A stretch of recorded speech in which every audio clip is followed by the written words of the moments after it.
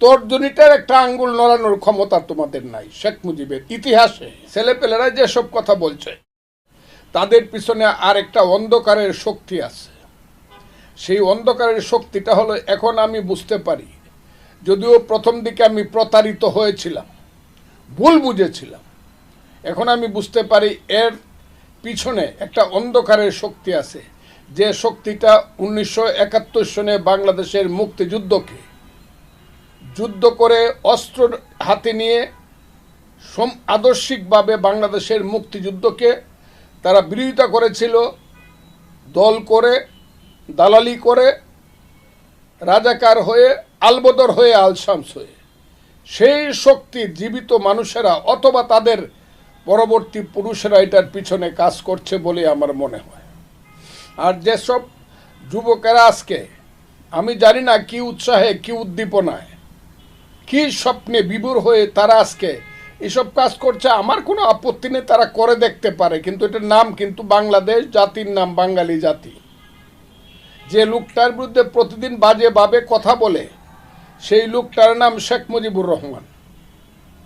তার সম্পর্কে বাজে বাজে কথা বলে মুজিববাদকে লাথি দিয়ে ফালাইয়া দিমু, বা উত্তরের সংবিধানকে ড্রেইনে ফালাইয়া দিয়ে আমরা নতুন সংবিধান করব, নতুন দেশ করব, তাদেরকে আমি বলতে চাই, ইতিহাসের দৃষ্টিতে শেখ মুজিবের স্থান কিন্তু এমন একটা জায়গাতে, আমি আর আজকে বললাম না, শুধু বলে রাখলাম, শেখ মুজিবের এই তর্জনীটার শক্তির সঙ্গে তোমরা যারা এসব করছো, ইতিহাসে কিন্তু তারা কলঙ্কিত হবে। এবং এই তর্জনীটার একটা আঙ্গুল নড়ানোর ক্ষমতা তোমাদের নাই। শেখ মুজিবের ইতিহাসে আজকে যত বড় বড় কথাই বলো, শেখ মুজিব কিন্তু ইতিহাসে এমনভাবে বেঁচে থাকবে, তার আঙ্গুলের শক্তিও তোমাদের সমস্ত রাজনৈতিক শক্তির নাই।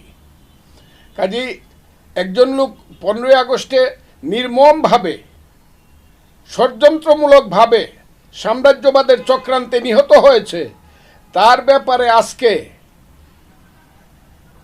এই যে 44 বছর পরে, 49 বছর পরে এই বাচ্চা বাচ্চা ছেলে পেলেগুলা এইসব কথা তোমরা যারা বলো,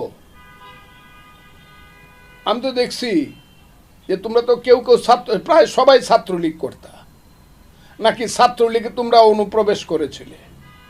আর যদি অনুপ্রবেশ করে ছাত্রলীগে বঙ্গবন্ধুর নামে, স্বাধীনতার নামে এত সুন্দর সুন্দর বক্তৃতা আমার কানে আসে, যেটা তোমরা করেছো, এখন যা তোমরা করছো, তাইলে এটা কি করছো?